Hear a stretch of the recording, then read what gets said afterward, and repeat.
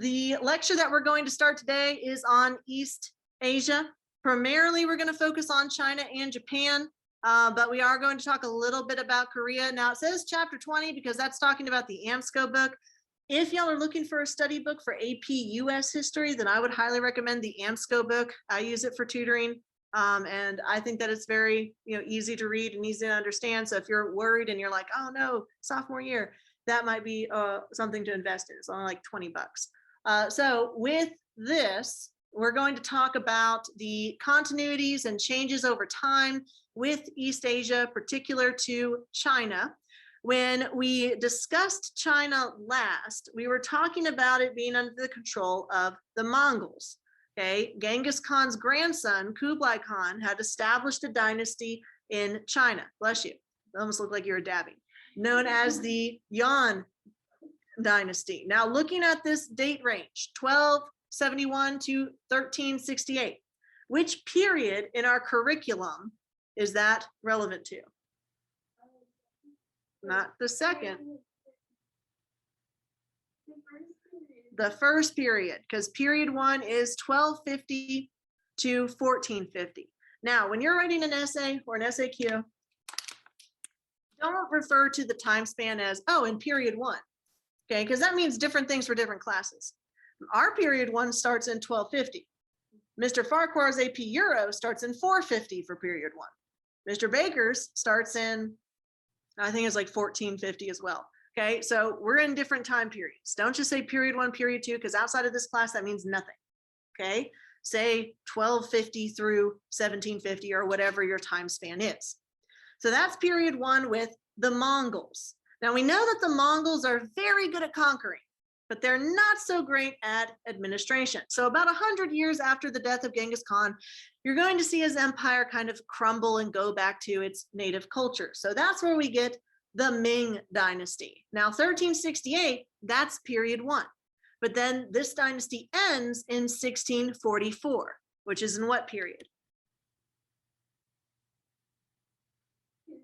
Period two. Okay, I also have a cheat sheet up here if y'all need it. Okay, so 1450 to 1750 is period two. So the Yon Dynasty is period one, moving into period two with the Ming Dynasty. And then we move from the Ming to the Qing Dynasty, which is 1644, which is period two, moving into period three, and then moving out of period three into 1911. So the reason I say that is that we are covering China in all of the periods in our curriculum.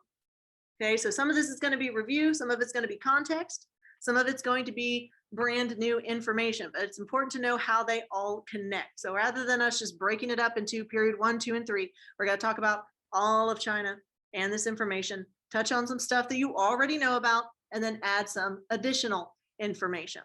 Now, what's notable about these dynasties is that the Yan Dynasty was foreign. The Mongols were not Chinese. They're from the steppes. Okay, they come over and conquer the Song Dynasty, which is Chinese. So you go from a Chinese dynasty to a foreign dynasty. Then the Yan Dynasty is kicked out by the Ming. This is native Chinese dynasty. Okay, so they start reestablishing traditional Chinese culture in China again for the next 300 years. Unfortunately, they are going to lose power to yet another foreign invasion, and that establishes the Qing Dynasty. The Qing Dynasty was established by the Manchu from Manchuria.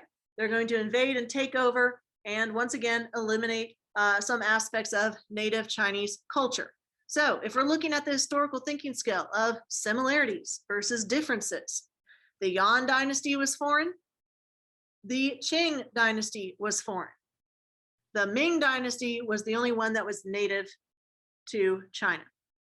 Now, the Qing Dynasty is going to quash a lot of traditional cultures and beliefs within China, and that's going to lead to a revolution. It leads to the White Lotus Rebellion, but that's going to be unsuccessful. It's very violently put down. So the Qing are going to remain in power until we get the revolution and then eventually the Communist Party of China with Mao Zedong. So speaking of, I have this dynasty song to help us remember the order of the dynasties. Are y'all familiar with the tune Frère Jacques? Frère Jacques, dormez-vous? Okay, we're gonna do that. We're gonna do some karaoke. Shang Zhou Qin Han, Shang Zhou Qin Han, say Tang Song, Yan Ming Qing Republic, Yan Ming Qing Republic, Mao Zedong, Mao Zedong. I assume those of you at home were singing along. Or y'all like dances like this slaps. This is better than the Kahoot music. All right, so we talked about the mystical Shang Dynasty. Don't have a lot of information about them because this is before period 1. The mighty Zhou Dynasty is also before period 1, but we covered these dynasties as context for period 1. So the Qin Dynasty we remember as very brief and very brutal. Do y'all remember the leader of the Qin Dynasty?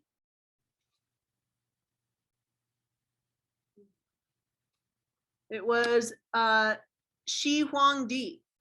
So Emperor Shi Huangdi, I think I have a poster of him up there. He established the Qin Dynasty and he enforced the policy of legalism, which is very brutal, very dictatorial. If you broke the law, the punishment's basically death. Okay, so that kind of level of extreme enforcement of the law. Now, because of that, he was not very popular. Okay, he built the Great Wall of China, which is a plus. That's great infrastructure, but he also threw a lot of dead people into the wall and buried them in it. So, and he burned some scholars alive. It's like overall kind of problematic. So the Qin Dynasty got canceled and it was replaced by the Han Dynasty, which is going to be a period of prosperity. This is the dynasty that focuses on Confucianism. This is the dynasty that starts the civil service exams, forming a meritocracy in the Chinese government. Y'all, it is important to remember that the major continuity in Chinese history is Confucianism. Okay, you can't talk about China in any of the time periods without talking about Confucianism. Okay, so we see the establishment of a civil service bureaucracy, the scholar gentry within the Chinese government, but then the Han Dynasty falls apart and we have a period of anarchy. The Sui Dynasty is going to reunite China under centralized rule, but it's going to do that by being like the Qin Dynasty, which is problematic because people don't like being oppressed. So like the Qin Dynasty, the Sui Dynasty is going to be very short-lived. It's only like 40 years. Then we hit China's golden age, the Tang and the Song dynasties. Y'all may remember the Tang Dynasty being known as the Middle Kingdom. What does that mean? That China was the Middle Kingdom.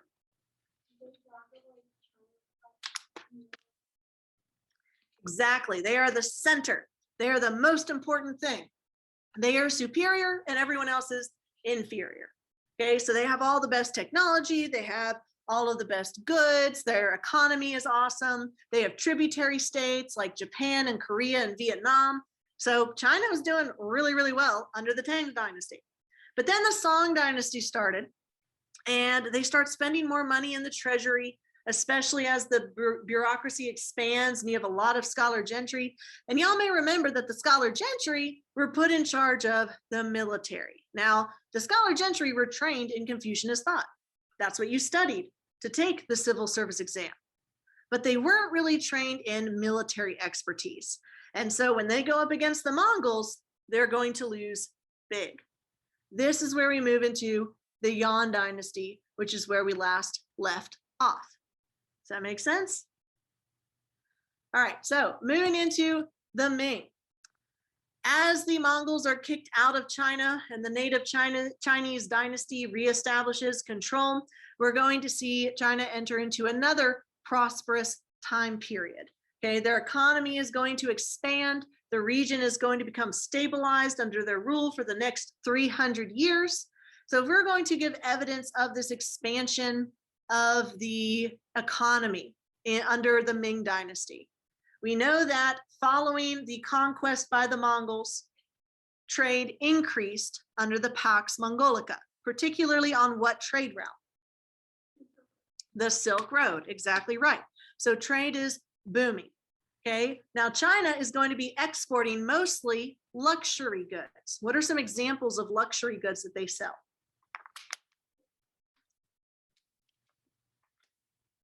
Yeah, porcelain, silk, tea, paper, gunpowder, all of those are luxury goods that they export to other countries. They're going to export more than they import, which is a good look for an empire. You always want to sell more than you buy. Okay, so their economy is going to expand. They're going to sell a lot of silk and porcelain and other luxury goods. Who's going to be buying those luxury goods?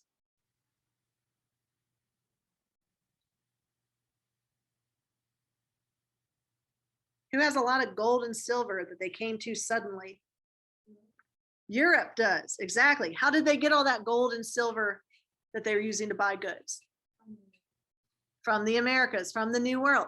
They established the encomienda system to make Native Americans mine gold and silver, and then later the asiento system for the cash crops grown on plantations. So Spain and Portugal are getting a ton of bullion, and they're turning around and spending it in China in exchange for these luxury goods. So China indirectly benefits from the Columbian exchange. Okay, they don't have to suffer the same inflation as the Spanish either. So everything's going well for them. However, is there a high demand for European goods in China? No. Yeah, there isn't one. Okay, and so eventually the Europeans are going to notice this. They're going to be like, wait, we're buying all this stuff from China and they're not buying any of our stuff. So we're importing more than we're exporting. And that is bad news bear for our economy. And so they're going to get pretty salty about that. So they're like, fine, we need to find something to sell to the Chinese. And so that's when England starts becoming a drug dealer. They colonize India. They start growing not only cotton, but also opium in India after it's colonized. And then they start forcing that opium into China. Like the Chinese government was like, can you please not put your drugs here? Can you please stop forcing us to do drugs? And the British Empire is just like, no, buy more drugs. And China's like, no, I say no to drugs. And they're like, no, just do the drugs. And so when the British insist on sending these ships to China, and they're like, hey, buy it, the Chinese set them on fire. And the British Empire gets super mad because they're like, hey, that's our property. You owe us money for burning our drugs. And China's like, we literally didn't ask for this. We asked for the opposite of this. And then we have the Opium Wars between China and Britain. Actually, there are going to be multiple Opium Wars. Okay, so right now, China's doing awesome economically and politically. They are a powerhouse. But then in period 3, with the beginnings of industrialization, Europe starts rising to power and starts threatening Asia. Okay, starts imperializing or colonizing in Asia. And China is not going to be an exception to that. Now we see in this large empire under the Ming, we have 2 capitals, a northern capital and a southern capital. The northern capital of Beijing is where the royal family, the emperor, and the court is going to live within a walled compound known as the Forbidden City. Okay, so this is where their palaces are. The southern capital is going to be in Nanjing. So this is a centralized government. They all report back to an emperor. Makes sense so far? Now, once that Chinese emperor, instead of a Mongol emperor, takes over China again, he's going to work very, very hard to return China to its roots, to its heritage. They're going to be conservative and traditional. So kick out the Mongols and erase the influence that they had over China. Because when the Mongols were in charge, they didn't focus on Confucianism, they hyped up Buddhism. Okay, they got rid of the civil service exam. Let's see, what else did they do? They didn't allow Chinese people to hold positions of power in the bureaucracy. So the Chinese were pretty salty over the whole Mongol dynasty time period. And so they're going to try to erase that as much as possible. First off, they're going to promote Confucianism. Again, this is a major continuity. Now, is Confucianism a religion? No, it's a what? It is a philosophy. Good. So can it exist in tandem with Buddhism or Christianity or Islam? Yeah, they don't threaten each other. It's a philosophy versus a religion. Okay, and this is the main philosophy that permeates most of Chinese society, as we're going to see when we get to social structure.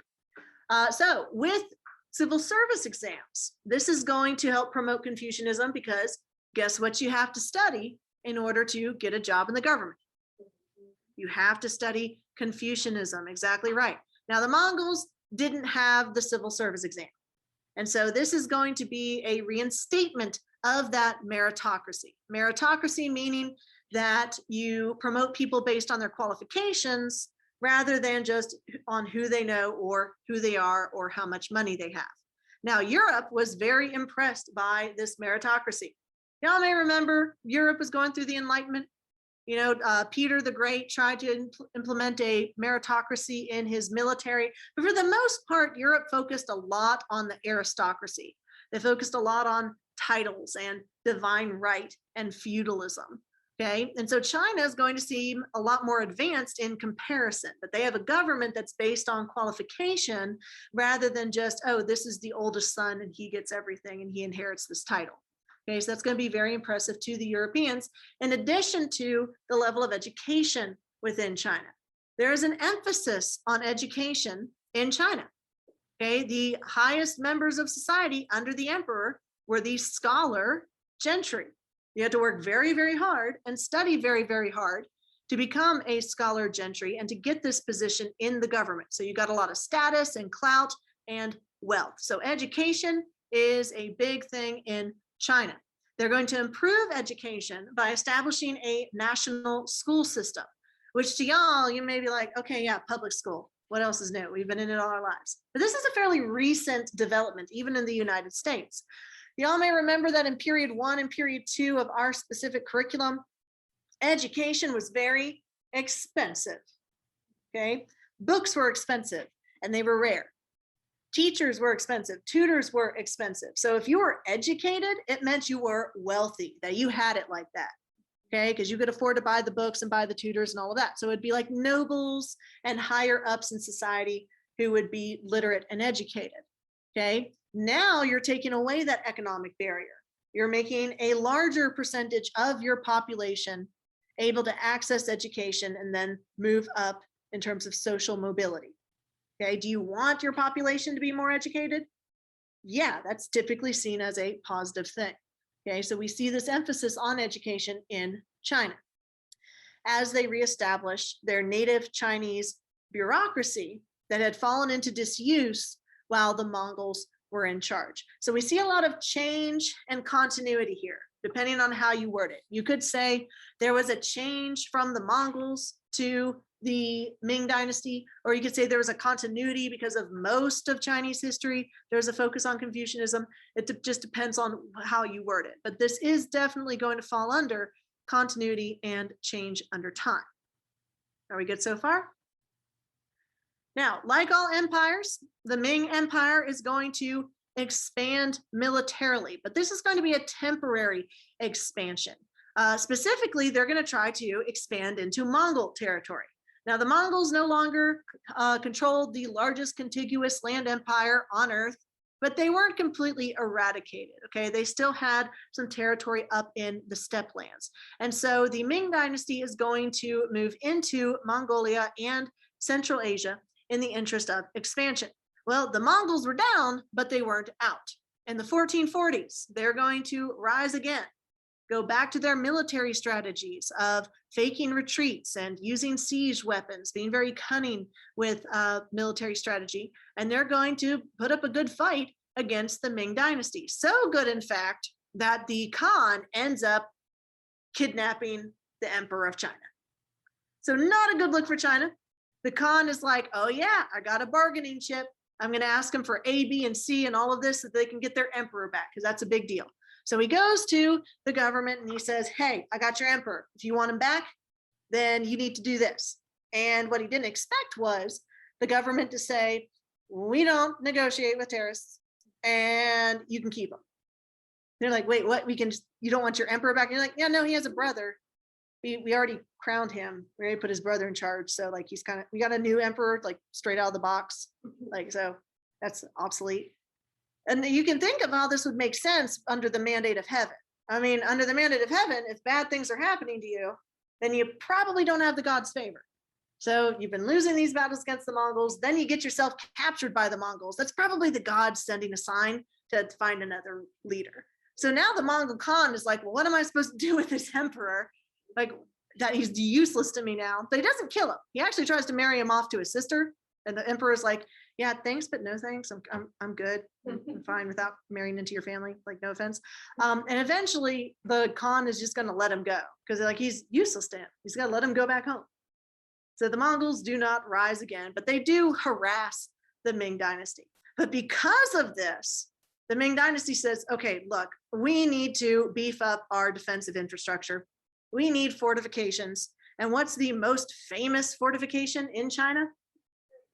The Great Wall of China, started under the Qin Dynasty. And so they start restoring and expanding this wall. Now, when the Mongols were in charge, they weren't really concerned with keeping up the Great Wall because the purpose of the Great Wall was to keep Mongol invaders out.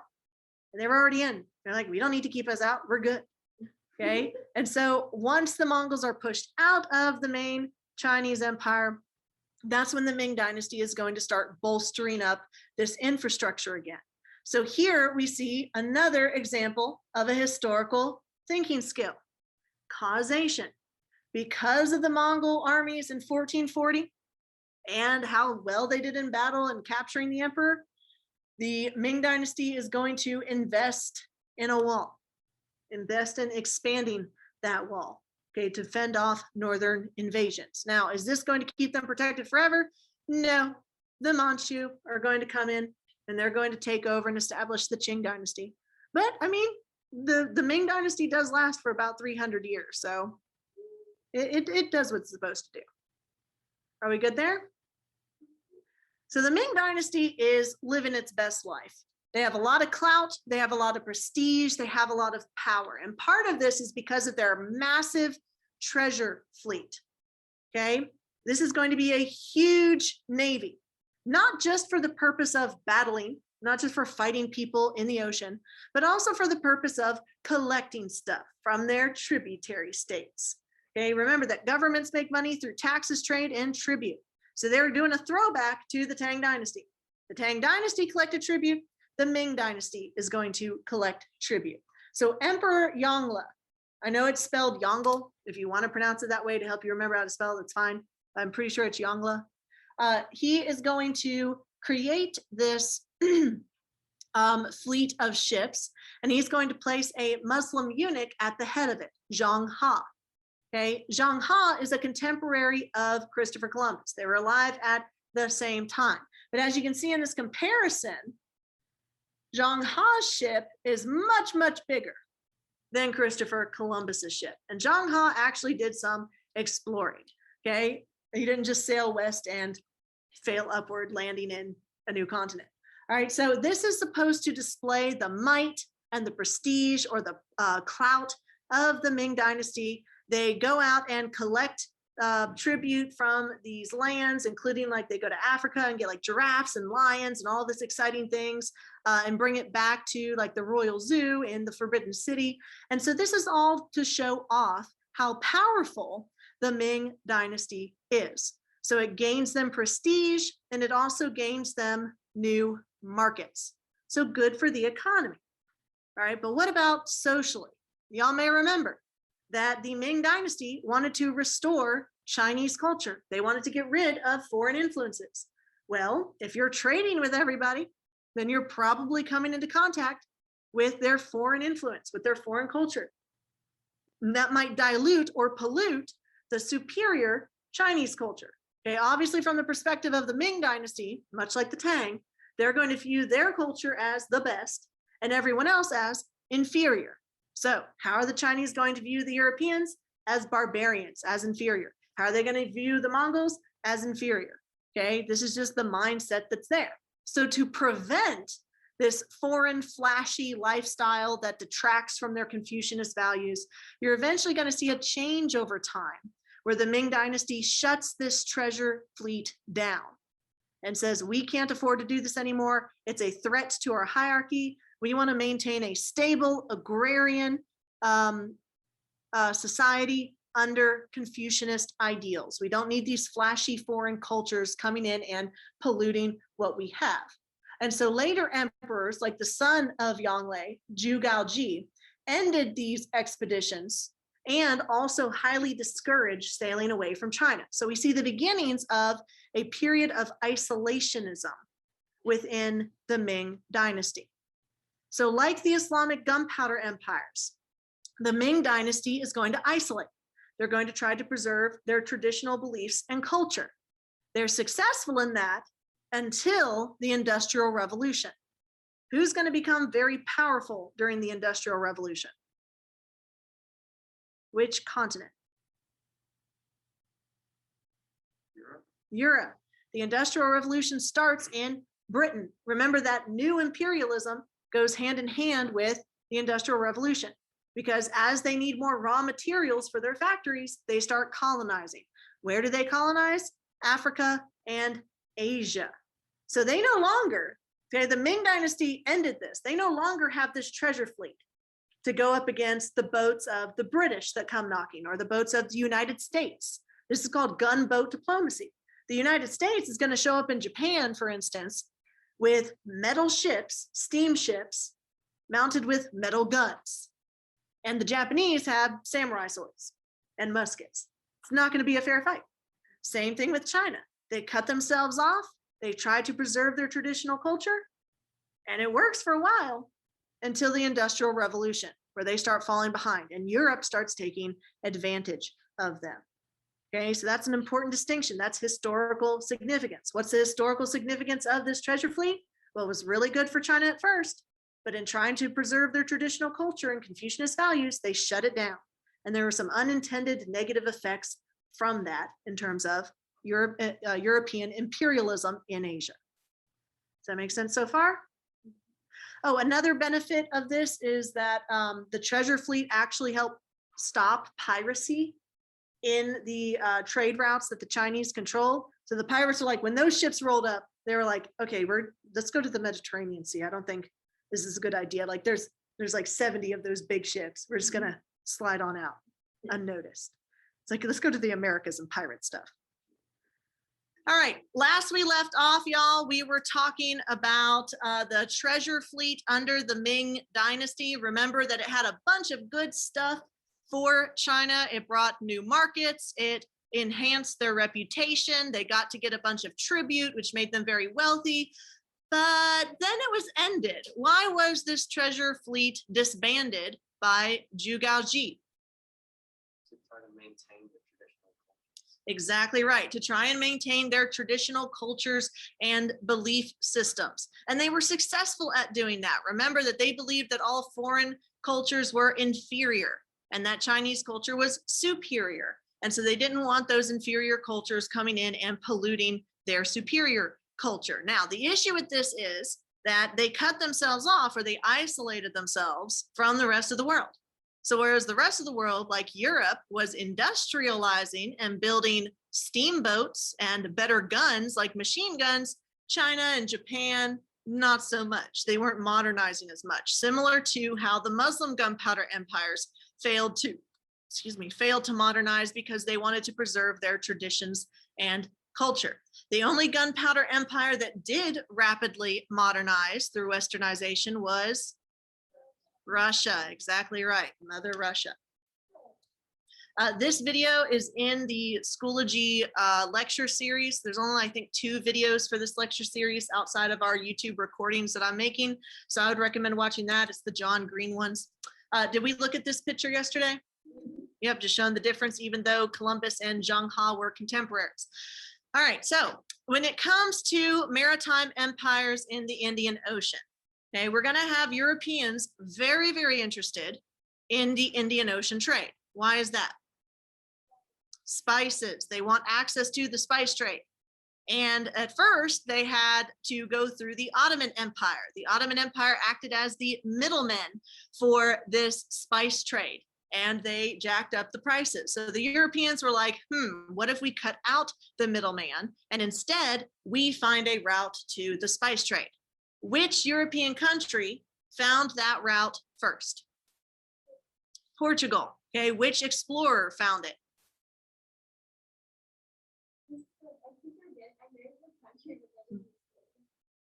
Starts with a V. Vasco da Gama, exactly right. So he went around Africa. This is Portugal, teeny tiny on the Iberian Peninsula, very, very small country, but a very, very large maritime empire.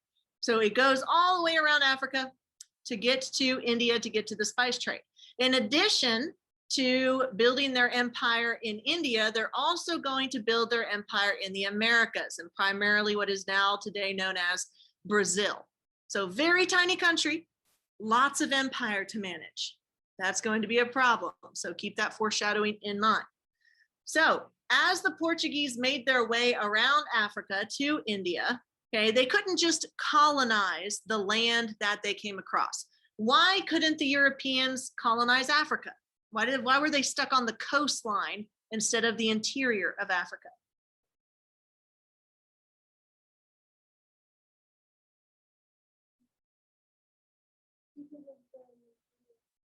Malaria, that was a push factor. Europeans were not immune to malaria like the Bantu people were. And so if they tried to invade the mighty empires of Africa, then they would be pushed back by that. What's another factor that played a role in why they couldn't conquer Africa? What, baby? Exactly right. The African empires were equal or superior to the European empires in terms of military strategy and weaponry. Same thing with China. Okay, the Asian empires had the same military technology as the Europeans, so they were equally matched. The Europeans don't want to pick on somebody who's equally matched. They want to pick on somebody that they could easily dominate. And who is that going to be? The Native Americans. What allows them to conquer the Native Americans and dominate them? The fact that they have guns. Do the natives have guns? No, because this hemisphere, the Western Hemisphere, had been completely cut off from the Eastern Hemisphere until 1492. Okay, what else did the Native Americans lack? The biggest factor in their decline. Oh, immunity.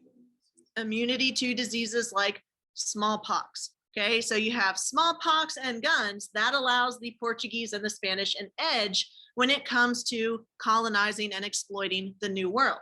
They do not have that edge in Africa. They are resigned to establishing trading post empires along the coast of Africa. They do not have that edge in China.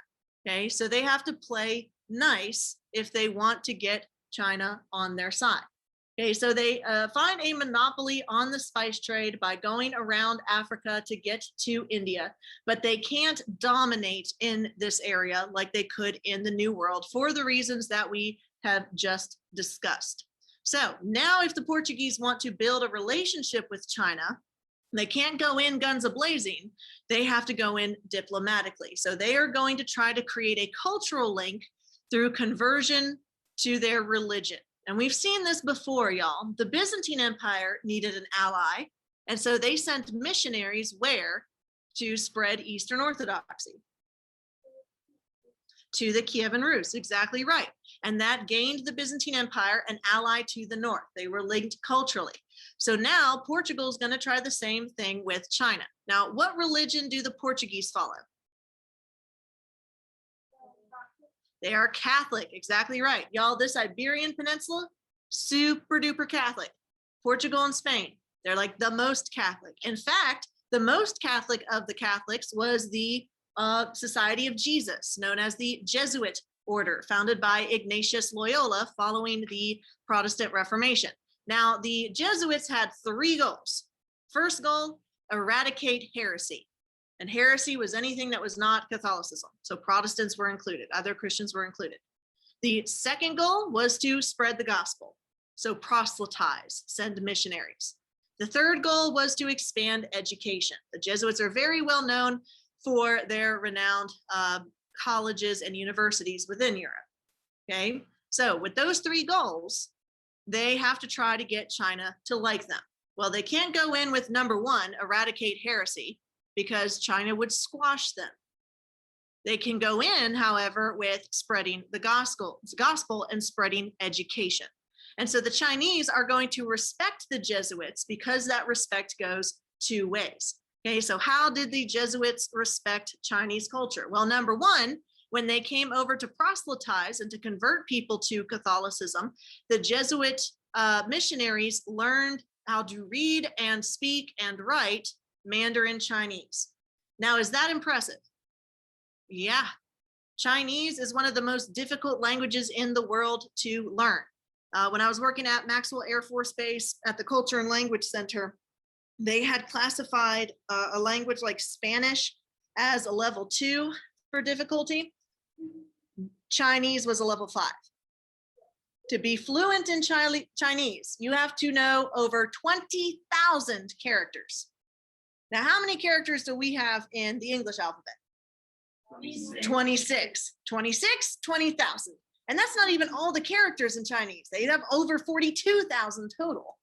Okay, so it is an incredibly difficult language to learn, and they aren't like phonetic letters. It's a glyphic language. Okay, exactly, right.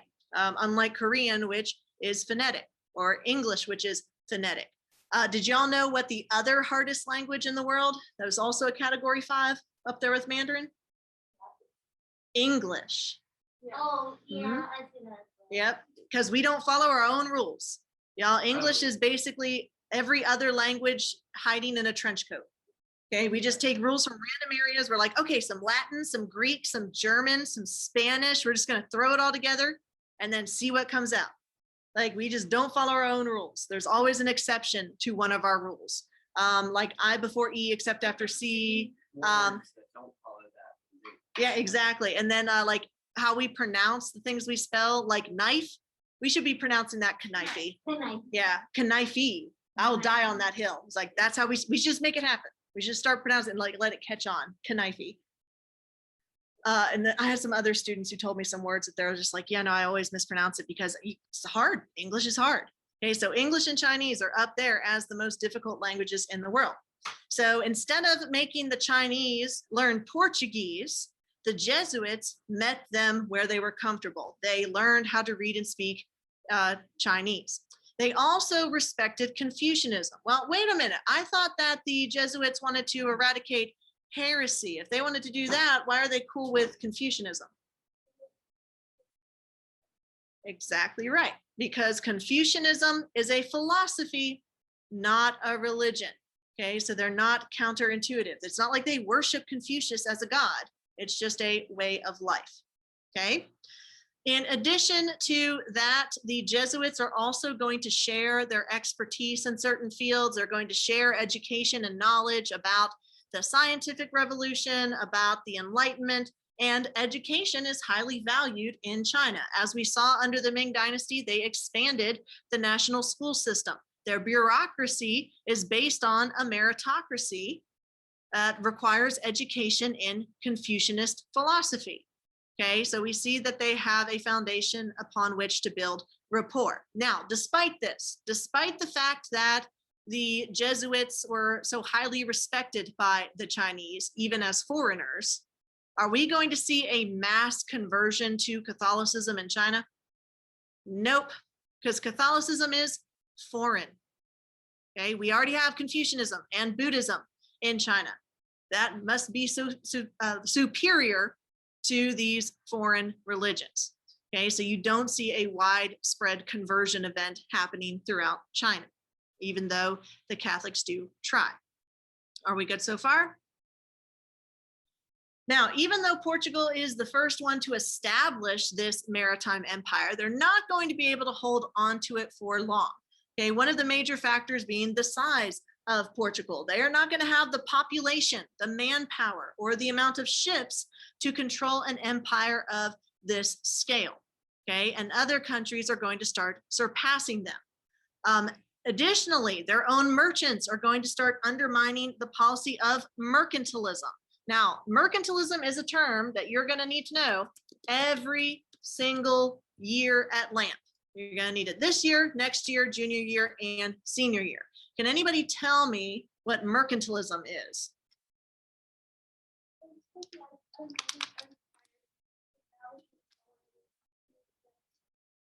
Exactly right. There's a mother country, and then there's colonies. The purpose of the colonies is to enrich the mother country. Okay, and you want to export more than you import. Who controls the economy? The mother country, the government of the mother country. All right, so if let's say you're a tobacco farmer in Virginia, which is an English colony, are you supposed to sell that tobacco to whoever you want so that you can become individually wealthy? No, you can't sell it to France if they give you a better price, or to Spain if they give you a better price. You're growing that tobacco for England, for the mother country. Okay, but some merchants are going to have a problem with this. So in the Portuguese Empire, spice merchants are going to start undermining mercantilism. They're going to start keeping a bit more for themselves, giving themselves a bigger cut in the trade. Now, what this means is that the government is going to be accumulating less revenue, less money. And there's three ways that a government can make money. What are those three T's? Taxes, trade, and tribute. Exactly right. Okay, so they can't get their revenue through trade because they're being undercut by merchants who want to practice laissez-faire capitalism. And now they start raising taxes, okay? But they don't have a large population to tax, and the government officials become corrupt. And so they're going to start taking a cut of the taxes for themselves. And again, this is going to shrink the treasury for Portugal, which is going to make them eventually have to let go of their maritime empire. Now, everything that you see on the PowerPoint that's typed, that's already in your Cornell notes. Everything that's handwritten, you need to put in your Cornell notes. Everything that I'm saying that's historically significant needs to be in your Cornell notes. Okay, so like when I talk about why the Portuguese trading empire fell, you should have bullet points that say Portugal, tiny, not enough people, not enough tax revenue, corruption in the government, merchants undermining mercantilism. Okay, make sure that you're keeping track of that information, because next year it's going to be straight up lecture. You're going to have to learn how to differentiate between what is historically significant and what is not historically significant. Okay, so once the Portuguese get pushed out of the Indian Ocean trade route, we're going to see two other European countries take their place. And these European countries are going to establish joint stock companies. Remember that a joint stock company is where multiple people invest a little bit of money so they can make a profit, rather than one individual investing all of their money and then taking a huge risk of losing all of that money or potentially making a ton more money. So it's a huge risk and a huge loss factor in that. So joint stock companies meant, oh, just put in $100, 100 other people put in $100, and then we can make it to India and get spices and come back and everyone's happy. We talked about East Indies companies. Does anyone remember which two European countries had East Indies companies?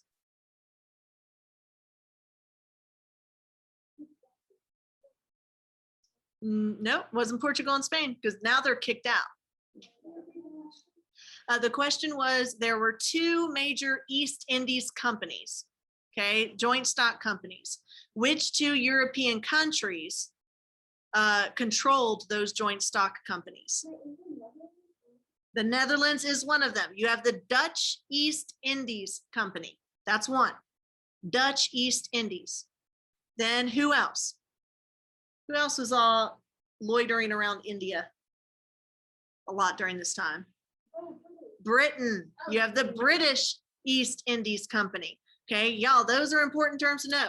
Dutch East Indies Dutch East Indies Company and the British East Indies Company. Those are joint stock companies that took over the trade routes and they started competing with the Portuguese. So Portugal's golden age has come and gone.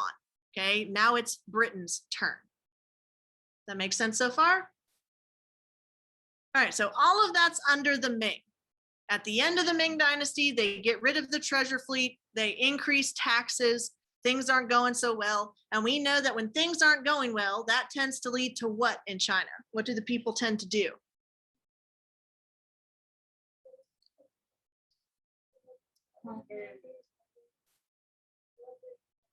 Yeah, they rebel, because if things aren't going well, that means that the ruler has lost the mandate of heaven.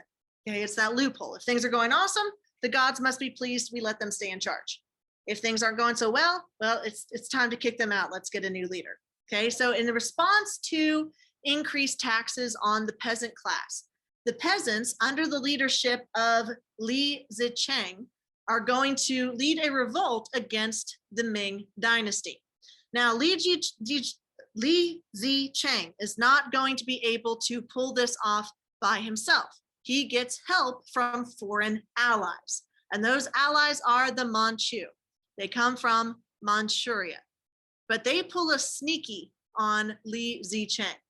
Once he topples the Ming Dynasty and tries to create his new Shun Dynasty, which only lasts for 7 days, the Manchu come in and take it out from under him. So they used him to overthrow the Ming Dynasty so that they could then establish their own dynasty, the Qing Dynasty, which ruled for over 250 years. Now, are the Manchu Chinese? No, they are ethnically and culturally distinct from the Chinese. So we have foreigners creating a dynasty in China. When has this happened before in China? With the Mongols. And what dynasty? The Yon Dynasty. Okay, no, it's fine. It's a written test. So these two dynasties are foreign dynasties. That is a similarity. Whenever you see something that's a historical thinking skill, then it's probably important. It would probably make a great test question. Okay, so the Mongols started the Yon Dynasty. They tried to erase Chinese culture. They got rid of the Chinese government. They got rid of the civil service exam. They promoted Buddhism instead of Confucianism, and they made the Chinese second-class citizens. The Qing Dynasty is going to do some of that. They're going to change the Chinese government to put themselves in charge.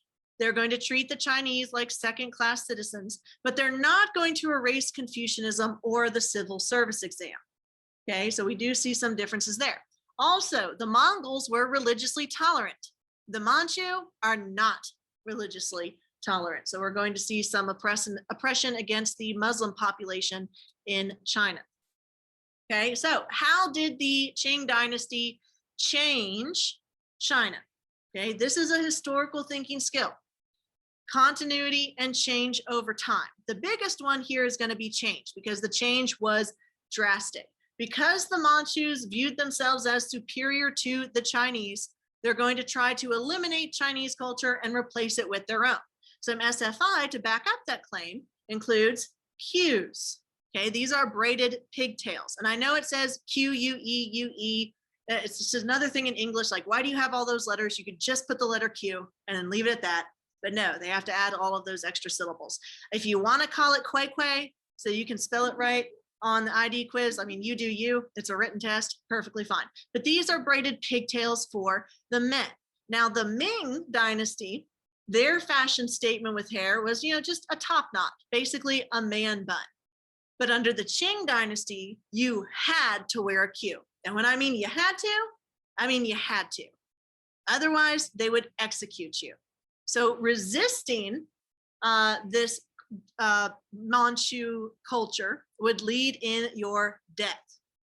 And some people are like, well, I mean, I think I'd rather die than have this particular haircut, but I think I could pull this one off. Which one do y'all like best? None of you. You're like, I like the Ming one. No, I think I could do this. I mean, they all kind of got like the LeBron hairline. It's just like goes further and further back. Well, as a woman, I wouldn't have to wear any of the Q pigtails. This would be what the Qing Dynasty women would wear, which doesn't really look that different from what we see under the Ming. So no drastic change there.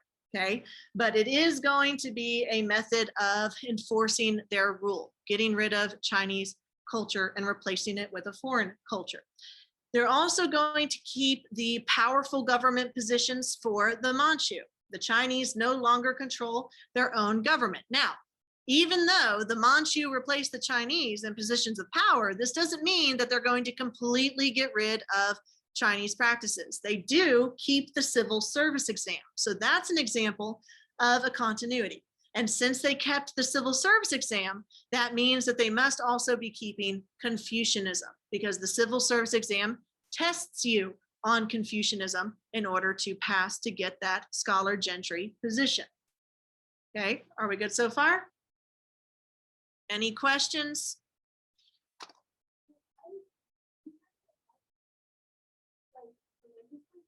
Mhm. Yeah, the Mongols were super religiously tolerant, remember? With a few exceptions in Persia, but for the most part, they're just like, yeah, whatever.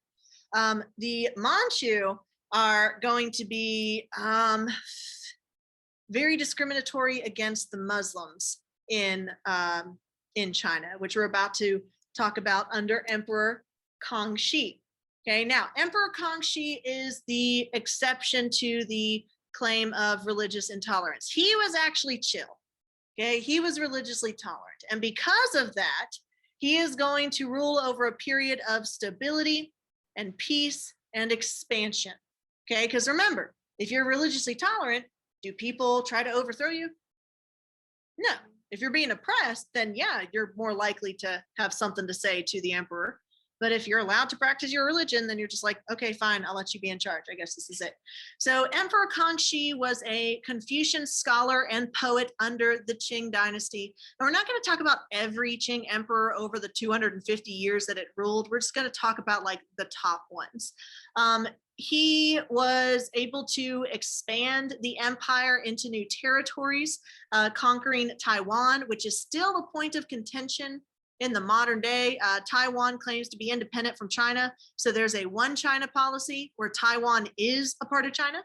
And then there's a two China policy where Taiwan has its own separate government and territory. So that's a continuity over time. Also, Tibet is going to be claimed as a protectorate or a territory under the control of China during this time. I remember back in like middle school, there was this whole free Tibet movement. As because of wanting to get independence from the Chinese government.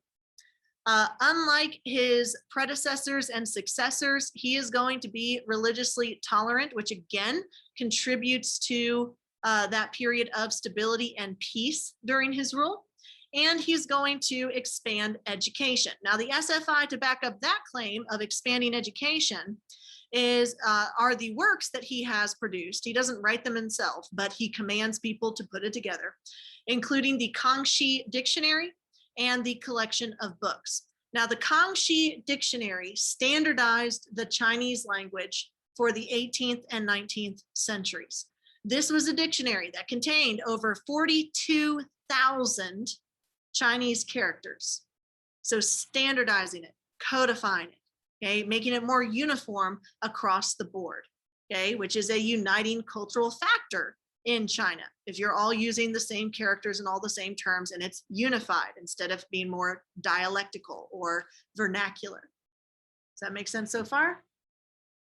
Also remember when you're typing the titles of books, you italicize. When you're handwriting, you do what? Underline them, exactly right. The collection of books was an encyclopedia. We all know what an encyclopedia is, or at least you know what Wikipedia is. Okay, in Europe, a man by the name of Diderot comprised an encyclopedia that became known as Diderot's Encyclopedia. It was just a collection of all of the knowledge that had been accumulated up until that point.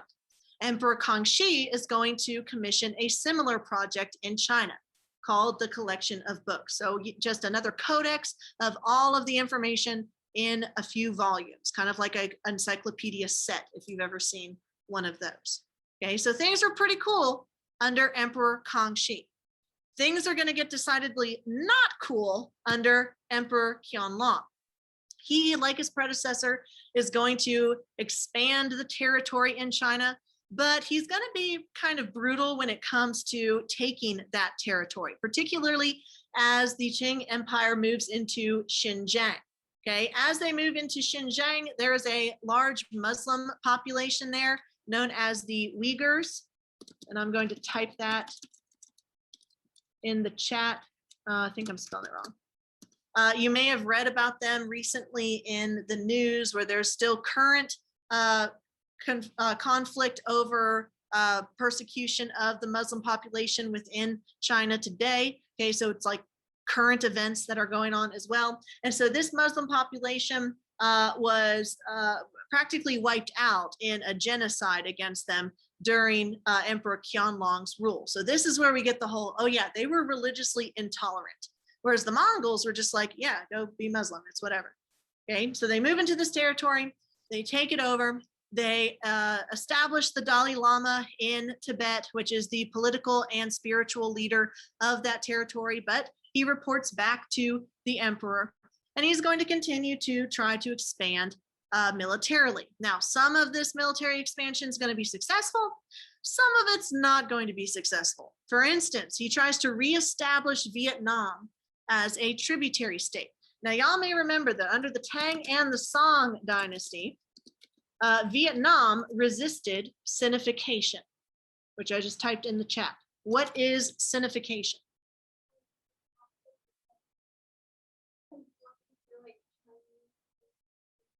Exactly right. It's adopting Chinese culture.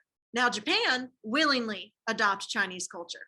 Korea, it was kind of more in the middle, lukewarm. Vietnam was adamantly opposed to adopting Chinese culture. And so how did they kick the Tang and the Song out of Vietnam?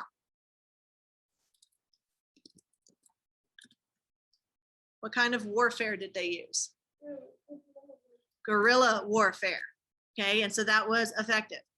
The Qing Dynasty is going to try to take over Vietnam again, and once again, they are going to fail. Okay, now, expansion is expensive. Wars cost money. How, oh, can I say what Sinification was again? Yes, Sinification is the adoption of Chinese culture. Some tributary states adopted Chinese culture willingly, some resisted it at all costs. How do governments make money? What three ways? Taxes, trade, and tribute. Now, they don't have the treasure fleet. Remember that the treasure fleet was dismantled under the Ming Dynasty, so not a lot of tribute that you can get. So you're left with trade and taxes. So who really, really, really wants to trade with China? Who wants those luxury goods? Europeans in general. Yeah, so the Europeans want to buy Chinese luxury goods, and they have the silver to do it. So the Qing Dynasty opens up trade. Remember, they had tried to isolate. After the dismantling of the Ming treasure fleet, the emperors tried to discourage sailing away from China. They didn't want foreign cultures interfering with their own. And so now, under the Qing Dynasty, they're like, oh, well, we need to get this bread. Let's go ahead and open up a port. So they opened up the port of Canton and sold limited trade privileges specifically to Britain. So a couple times a year, Britain could send a couple of ships and get luxury goods. Now, was that enough to make the British happy? No, they wanted more. They wanted more trade privileges, but they didn't have a bargaining chip. Did the Chinese want British goods? Was there a high demand? No, there wasn't a high demand for European goods. So the British didn't have anything to work with there. So they became very salty over this trade imbalance. So what did the British try to do to balance that trade? They tried to deal some drugs, okay? They're like, we're the plug. So they started growing opium in India, which remember, they had colonized India after the fall of the Mughal dynasty. So they're growing opium and cotton. They're bringing the cotton back to Britain to be used in their factories during the Industrial Revolution. And then they're pushing the opium, they're pushing the drugs into China. China's like, whoa, don't want these drugs, say no to drugs. And Britain's like, no, I'm going to peer pressure you, but with the military. Okay, so when the Chinese government burns the opium and says, we don't want this, keep it away, Britain is going to declare war on China, and this starts the Opium Wars, okay, of which there are at least two. China is not going to do so well on them. Are we good so far? Okay. Then after the revenue made from trade, they're also going to try to make more revenue from taxes. Now, do people get a warm and fuzzy feeling when their taxes are increased? Nope, nope, they sure don't. And so people are going to get ticked off, okay, just like they got ticked off at the Ming Dynasty when they raised taxes. And so there's going to be a rebellion known as the White Lotus Rebellion. Okay, they revolt against the taxes. They try to reestablish the Ming. Now, why would they try to reestablish the Ming? Why would they like the Ming better than the Qing?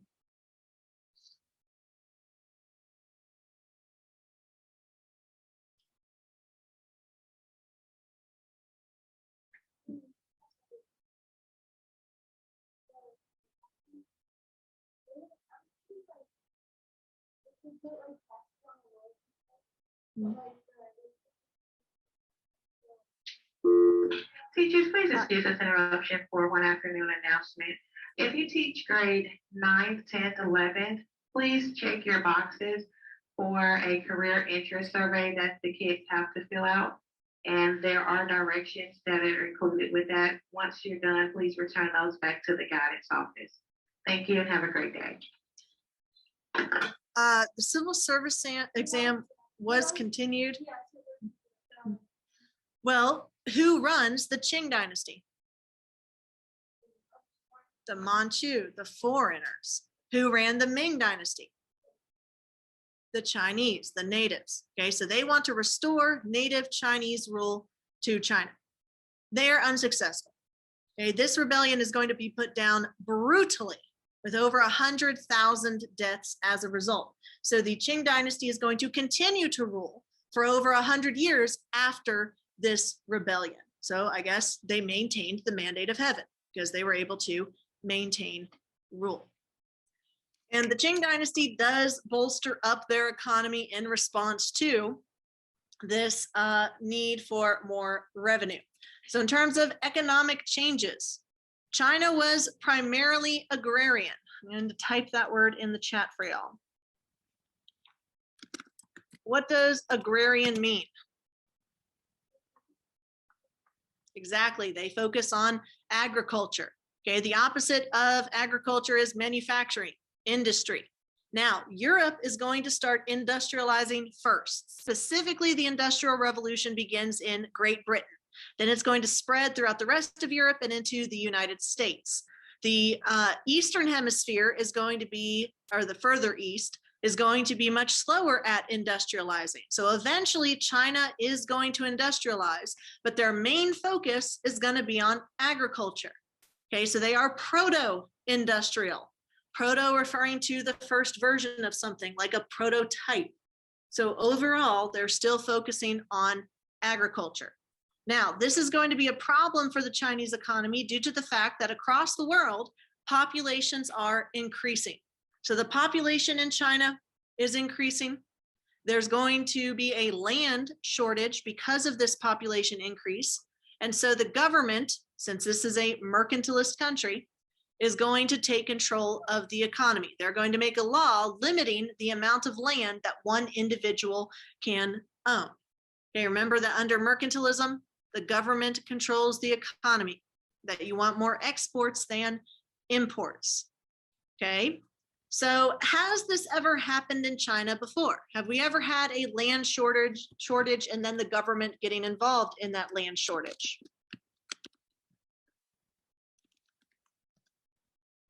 We have. It was known as the equal, exactly right, the equal field system back in period 1, where they limited the amount of land you could own, took land from the wealthy and redistributed it to the lower classes. And this was successful for about 100 years until the government got corrupt and started letting the aristocrats keep more than their fair share. And that's when the equal field system fell apart.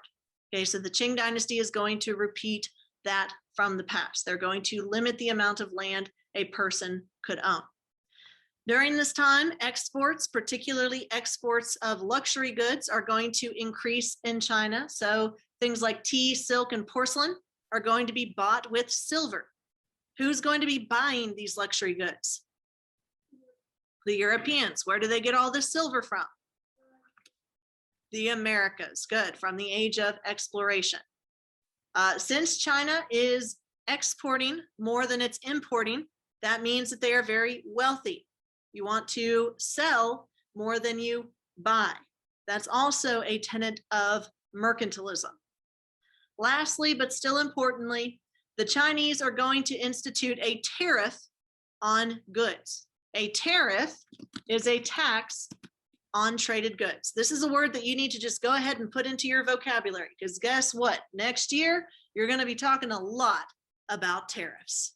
Okay, lots of American history deals with taxes on traded goods. The American Revolution was about tariffs, the sugar tax, the Stamp Act, okay, all of those things, the Tea Act, all of those resulted in the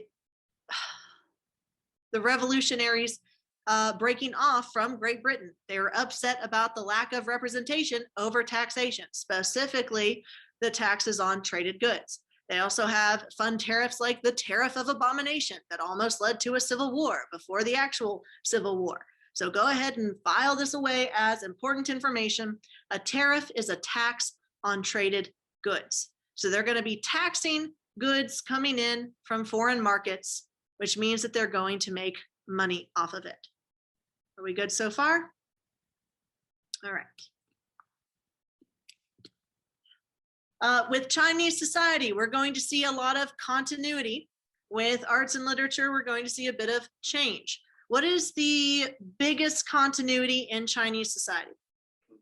Confucianism, exactly right. Under the Qing Dynasty, Confucianism is going to continue to be a continuity. Remember that even though they delegated the Chinese to be second-class citizens in their own government, they did maintain the civil service exam, which is a part of studying Confucianist philosophy.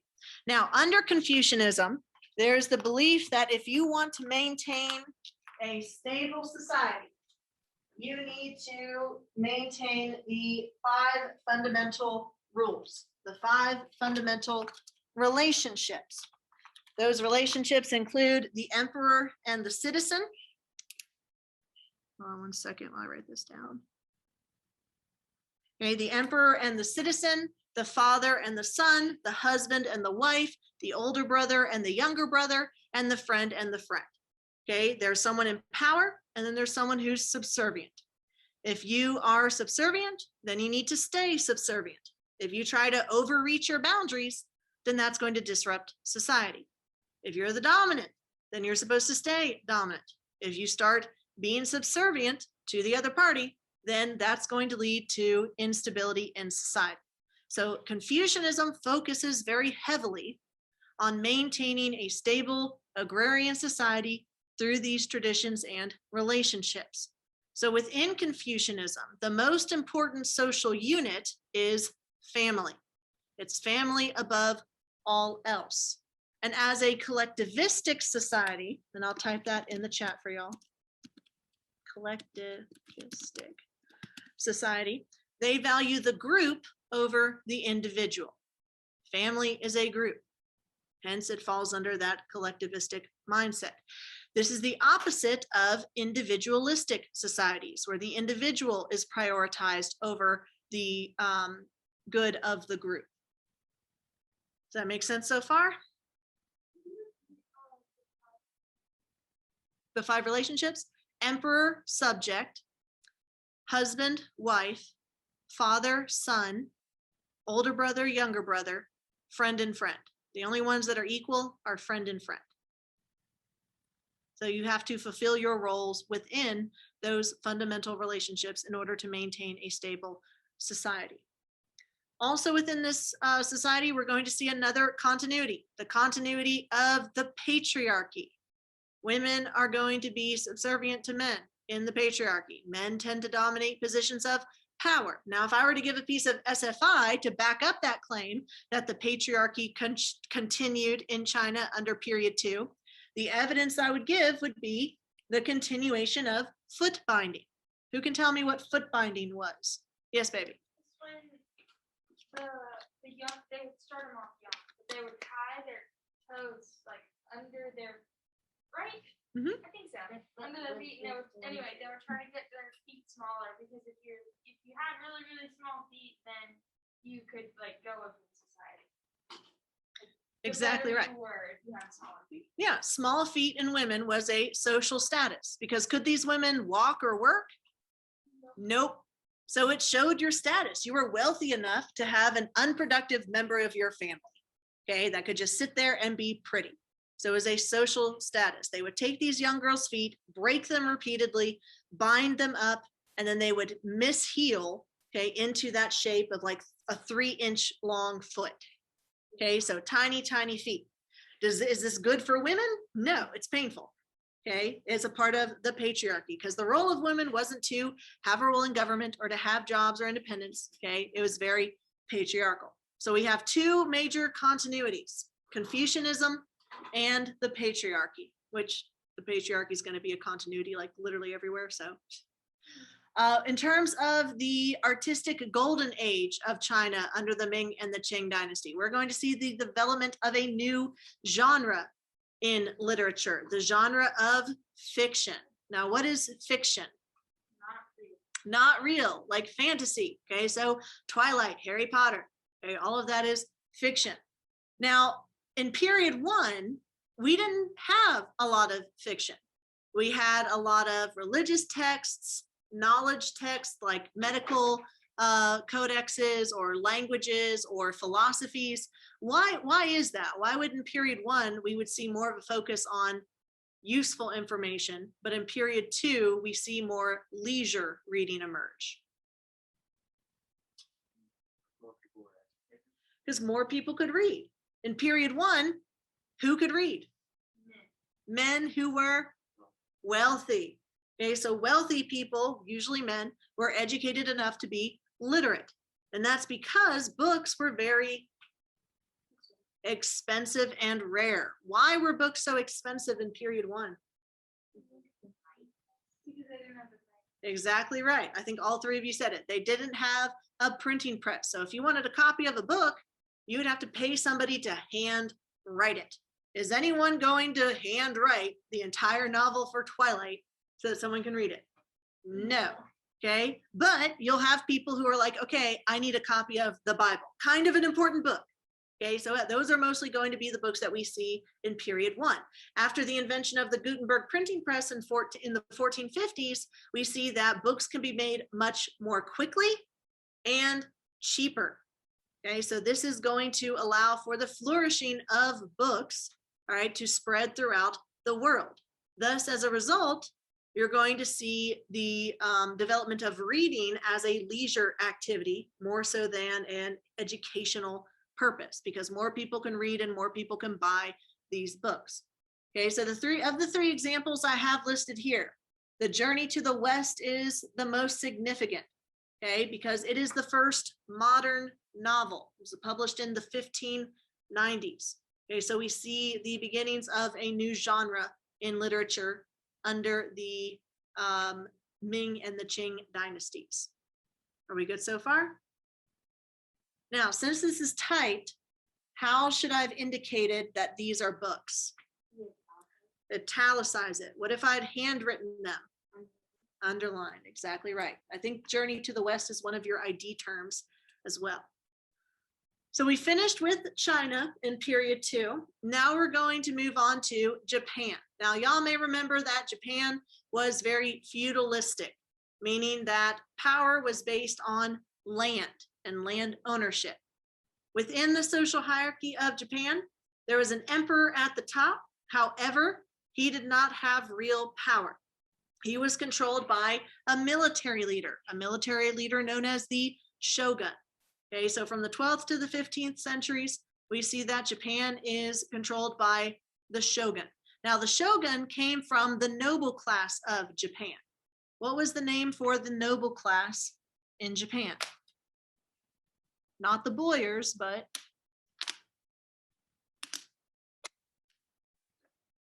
the daimyo, exactly right.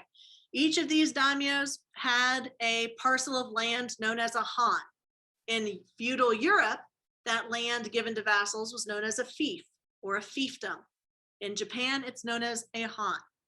So the noble lords, the daimyo, would have their own territory, and they would also have their own personal armies. These personal armies were made up of warriors known as samurai, exactly right. Now, if you have a bunch of nobles with a bunch of warriors, is this government centralized or decentralized? decentralized. Feudalistic societies tend to be decentralized because you have that constant power struggle amongst the nobles to see who is the one with the biggest army or the most power. That's exactly, what's going to happen in Japan. There are 3 daimyo, 3 nobles in Japan who end up uniting it under their rule. They rise to power as shoguns. Okay, and so this is going to begin the shogunates of Japan. So these are the 3 daimyo that I referenced earlier. You need to know all 3 of them, but the longest lasting shogunate is going to be established under the Tokugawa Shogunate. Okay, so the first 2 were just setting the foundation for the Tokugawa Shogunate. So Oda Nobunaga. Okay, now it's important to note that in Eastern cultures that the first name is not the individual's name. It is the family name. So like my name would be McNeely Jackie, the family name first, the individual name second. So you should refer to historical figures by their last name. So Oda, Toyotomi, and Tokugawa. That's the family name for these individuals. This name, Nobunaga, Hideyoshi, and Ieyasu, they all represent the names of the individuals. Okay, so there's a difference there because this is a collectivistic society as opposed to an individualistic society. So Oda Nobunaga started his rule in 1568. He started it by getting a strong enough army to unite 1/3 of modern day Japan. So about 30% of the island was under his rule by 1568. He did this by purchasing firearms from the Portuguese. Now, what were the Portuguese doing in Japan? I thought they were European.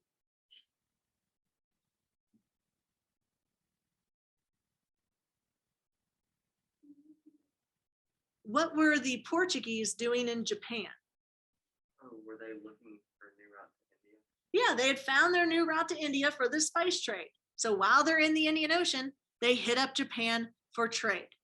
Okay, and so they are going to trade their firearms to Oda Nobunaga and his army. So he's going to use that against the other feudal lords, against the other daimyo, to unite Japan, or at least 1/3 of it, under his rule. So in 1568, he takes over the capital of Kyoto. He is going to be assassinated, however, in 1582. So once he's assassinated, another shogun comes to power from a different family, Toyotomi Hideyoshi.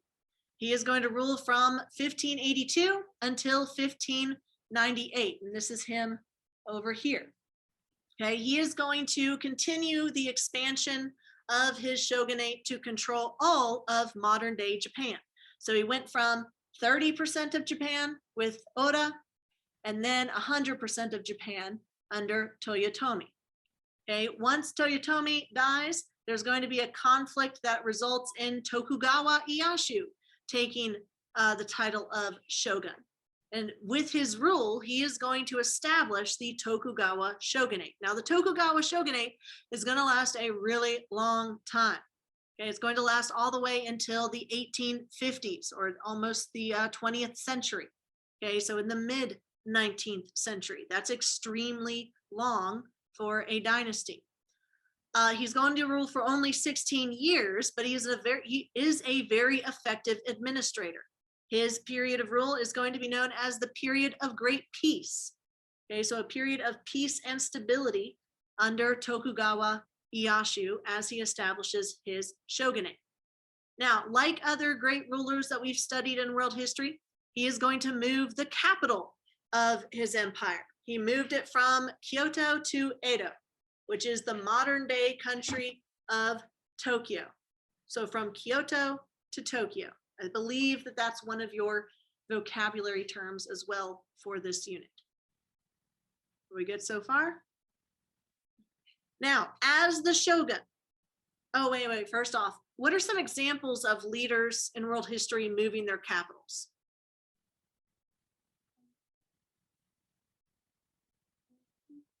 Constantine moved the capital from Rome to Constantinople. What about Peter the Great? He moved the capital of Russia from Moscow to... Good. What about The Mughal dynasty under Shah Jahan, they moved the capital from Agra to Delhi. And what about the Abbasid dynasty? They moved the capital from Damascus to, starts with a B, Baghdad, exactly right. Okay, good deal. The shogun, once Tokugawa takes power, is going to be in a constant power struggle. With who, do you think?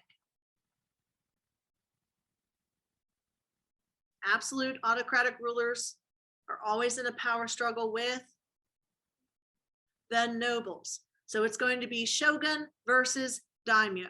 So like other autocratic rulers, he's going to have to find a way to exert control over the nobles. We know that Peter the Great exerted control through westernization and having them live at Peterhof with him. We know that Louis XIV exerts control with the palace at Versailles. And so Tokugawa Ieyasu is going to do something very similar. Now within Japan, there were over 250 Hans. Remember that a Han is a piece of land, like a fief. That means that there's over 250 daimyo in Japan. So he's going to have a lot of competition. This is a feudal system. And so he is going to have to make sure that these daimyo don't raise up a big enough army to establish their own shogunate.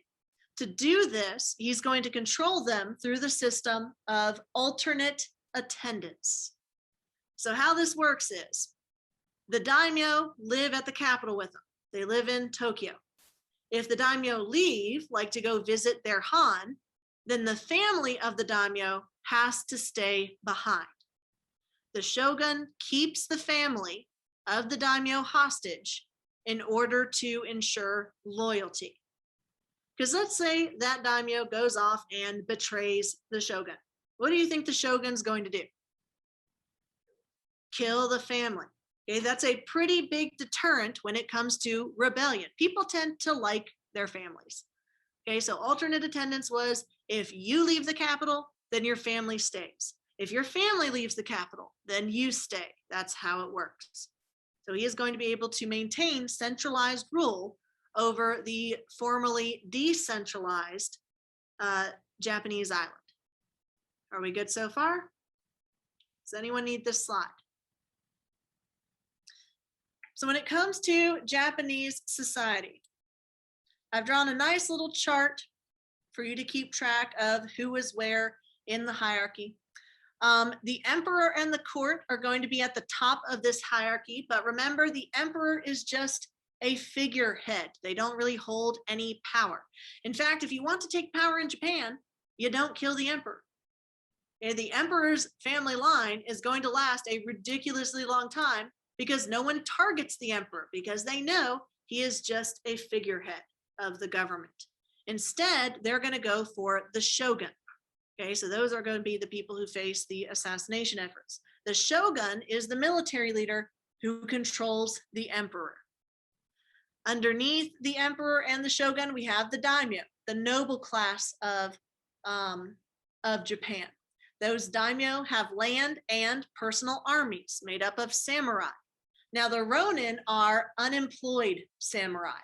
These ronin are going to be encouraged to join the government as bureaucrats. Eventually, all samurai are going to be encouraged to join the government as bureaucrats. The samurai tradition is going to be ended in Japan because the Japanese government recognizes that the samurai armies are a threat to centralized power.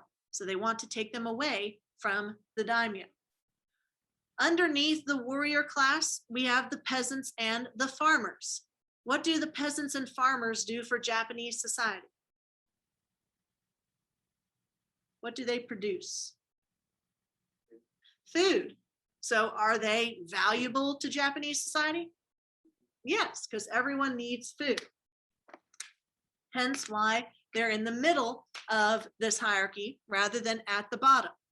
Okay, agricultural output is going to increase under the Tokugawa Shogunate. What do artisans do?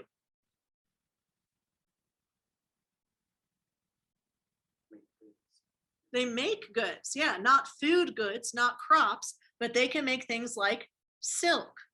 Okay, so silk is going to be a luxury good that's exported out of Japan under the Tokugawa Shogunate. Okay, but food is more important than stuff, and so the artisans are below the peasants and the farmers. What do the peasants produce?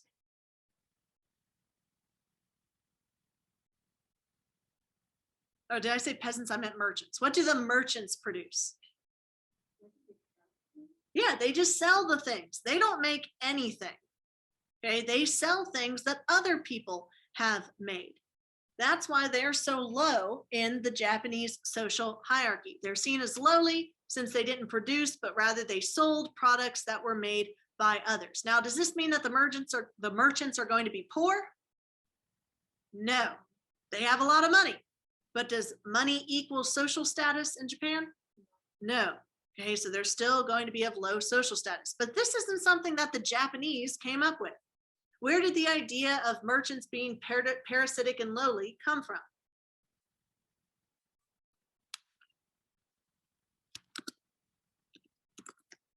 Where did they get that idea? Where did they get that culture? That cultural diffusion into Japan.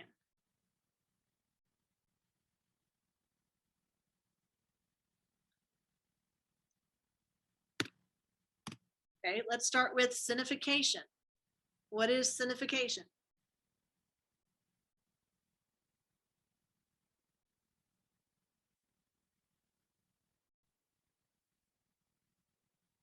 Y'all have computers. Good. It is assimilating to Chinese culture. Okay, so where did Japan get the idea of merchants being lowly? China. What's their relationship to China?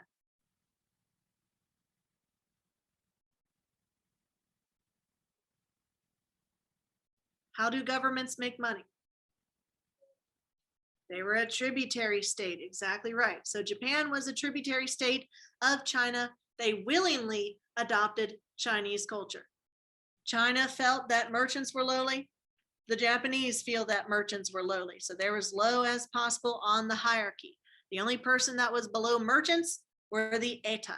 Okay, the Eta are the Japanese equivalent of the Dalit in India from the caste system. Y'all may remember that the Dalit were known as the untouchables and that they had the worst jobs in India. Okay, the Eta are going to be the same way. They are untouchable and they take the unclean jobs that no one else wants. Jobs like being a butcher or an executioner or dealing with dead bodies, burying people. Okay, the Eta had very, very few rights. And they did coerced labor. Now we know that Japan is a feudalistic system, just like Europe. Who was at the bottom of the European feudal system?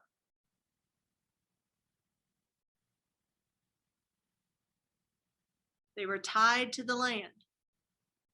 Serfs. Okay, same thing like the Eta. They're at the bottom of this feudal system. Now, when did Russia emancipate the serfs? With the Emancipation Act.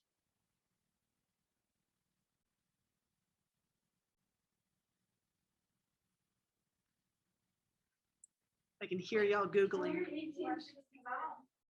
1861. Okay, the Russians emancipated the serfs with the Emancipation Act in 1861.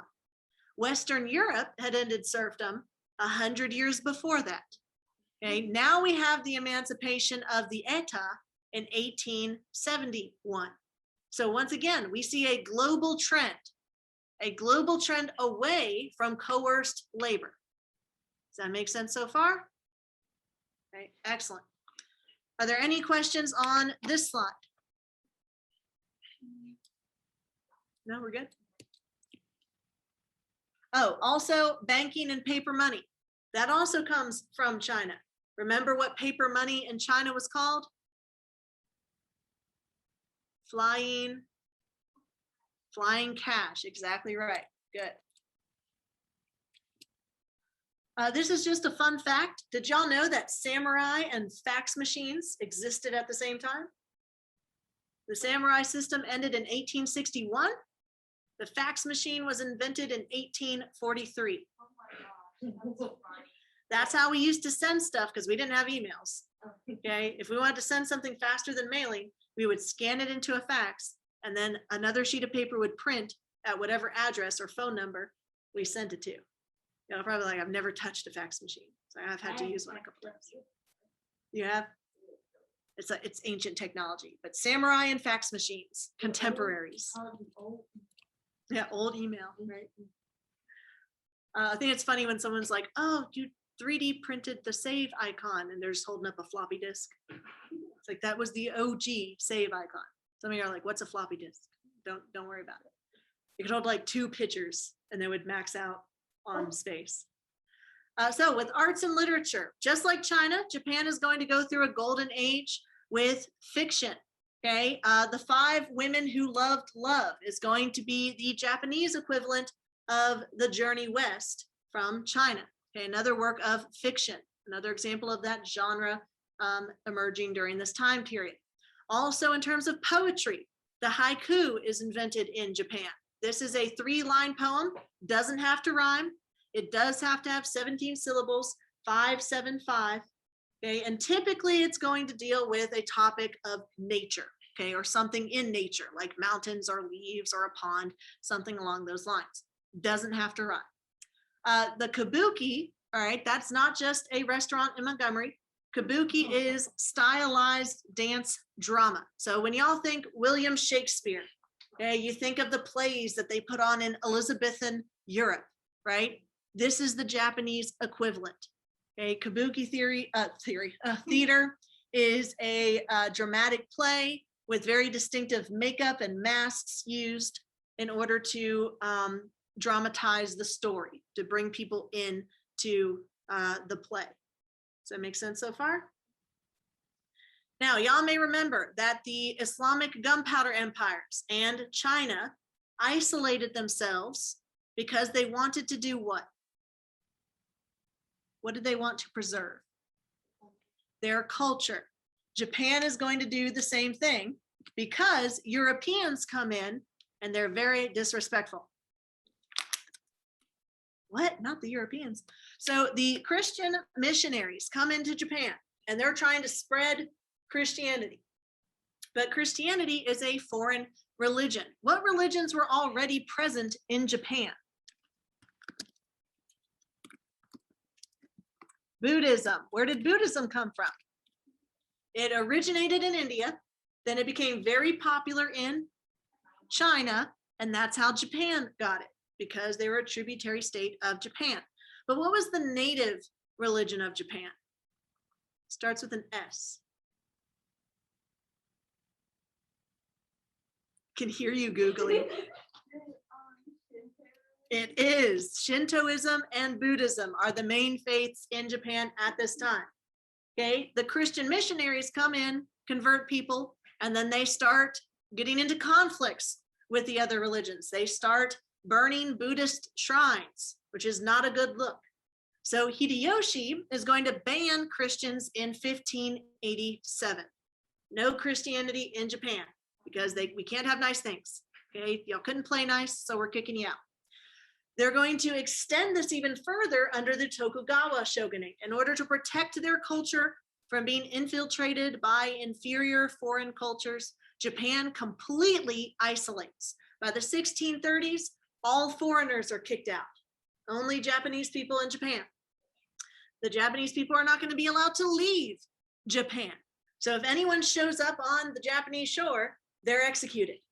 Okay, they're very, very strict about no contact. And they're going to ban information coming from the outside world as well. So Japan is going to go into basically a time capsule. They're going to succeed in maintaining their traditional culture. However, this is going to backfire because of industrialization. In industrialization, we not only get factories and manufactured goods, we also get modern technology when it comes to the military.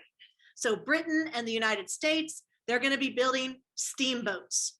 They're going to be building Maxim guns, which are machine guns, and they're going to combine the two to make warships.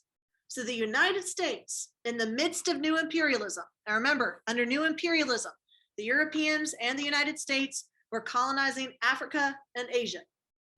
The United States Navy under an admiral named Matthew Perry. Not the same Matthew Perry from Friends, not Chandler, okay? Different Matthew Perry, military guy. In 1853, Matthew Perry rolls up to Japan and says, knock, knock, time to trade. When they get there, the Japanese have samurai, and the samurai have swords. The United States have metal boats with metal guns. So do you think the Japanese are going to be able to execute Matthew Perry and the American Navy? Nope. This is called gunboat diplomacy. The US shows up with their gunboats and says, trade with me or die. And Japan's like, okay, that seems like a pretty easy decision. I'm going to choose trade. But in response to that, they're going to realize, man, we got to modernize or be colonized. Same thing that happened before with China, where they realized we need to adopt Chinese culture so that we don't get colonized by the Chinese. Once they're forced open by the United States, they're going to rapidly modernize. And they, in turn, are going to become an imperialist, industrialized nation. Some people don't remember that Japan was allied with Nazi Germany during World War II. While the Nazis in Germany were perpetrating the Holocaust against the Jewish population, the Japanese were perpetrating a similar Holocaust against the Chinese population. It's called the Rape of Nanking. It's something that's still denied by the Japanese government even up until today. Okay, so they start copying the other imperialist nations like the Europeans so that they can gain power. So they start invading other countries. What did all religions believe their religion was superior to? China and Japan, they believe that their culture is superior to all other cultures. It's called ethnocentrism. And so because of that, they're going to try to cut off interactions with foreign cultures because they don't want the foreign culture messing up their own. Are we good on this slide? Then the last slide, talking about Korea. Now, Korea, like Japan, was also a tributary state of China. In fact, China did help them out when Japan tried to invade them. The Ming Dynasty in the 1500s, late 1500s, sent troops to help the Koreans kick out the Japanese. But then when the Ming Dynasty fell, the Qing Dynasty came in and invaded under the Manchus. And so Korea becomes, once again, a property of China. Now, despite this, they don't want to assimilate to Chinese culture. They want to resist Cynification because they want to maintain their own culture and identity separate from the Chinese. So back in period 1, under the Tang and the Song dynasty, the Korean king ordered for scholars within the empire to create a Korean alphabet. And he said, don't make it like the Chinese alphabet. The Chinese alphabet is glyphic. It is not phonetic. It doesn't have sounds associated with it. So like to be fluent in Chinese, you need to know at least 20,000 of those characters. Korean, in contrast, is phonetic, like English. This symbol makes the ah sound. This symbol makes the ya sound. This one makes the o sound. This makes it one of the easiest writing systems to learn. So Korea resists being absorbed into China and maintains its own separate identity and culture. But like China and like Japan, they too are going to self-isolate to protect their culture. This self-isolation is going to earn them the nickname, the Hermit Kingdom. What is a hermit? Like a super introvert. Yeah, they separate themselves from the rest of society. Like they'll live in a forest in a tree. They don't need other people coming around.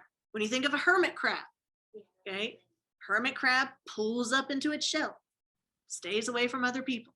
Okay, so Korea, like the rest of Asia, is going to isolate, which means that while the Muslim gunpowder empires and Asia is isolating, Europe is, and the other Western powers is westernizing and modernizing, which is going to give them an edge moving into period 3 as they start industrializing and imperializing, specifically in Africa and Asia.